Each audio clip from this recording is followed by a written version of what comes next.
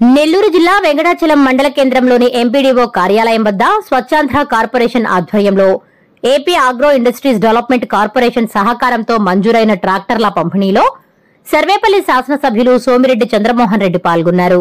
ప్రతి పల్లెను స్వచ్ఛతకు మారుపేరుగా తీర్చిదిద్దడమే లక్ష్యంగా రాష్ట్ర ప్రభుత్వం పనిచేస్తుందని, పారిశుద్ధ్యం తరలించేందుకు వెంకటాచలం మండలానికి 5, ముత్తుకూరు మండలం దొరువులపాలానికి 1 ట్రాక్టర్ని గ్రామ పంచాయతీ కార్యదర్శులకు ఎమ్మెల్యే సోమిరెడ్డి అందజేశారు. పారిశుద్ధ్యం తరలించేందుకు రాష్ట్ర ప్రభుత్వం కేటాయించిన ట్రాక్టర్ను ఎమ్మెల్యే సోమిరెడ్డి సరదాగా నడిపారు.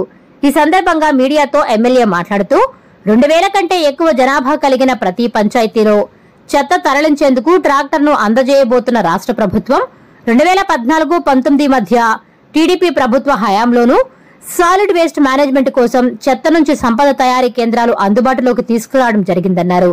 గత 5 ఏళ్లలో ప్రజలపై చెత్త పన్ను వేశారే కానీ సాలిడ్ వేస్ట్ మేనేజ్మెంట్ ను గాలి కొదిలేశారని విమర్శించారు.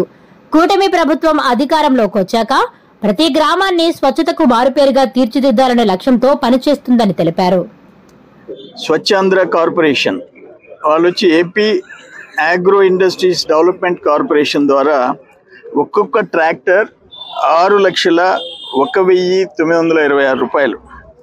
5 ట్రాక్టర్లు వెంకటాచలం, 1 ట్రాక్టరు ముత్తుకూరు మండలం దొరువులపాలెనికి వచ్చినాయి. ఆల్రెడీ పొదలకూరుకి 2 వచ్చినాయి, మిగతా కూడా ఎక్స్పెక్ట్ చేస్తున్నాము.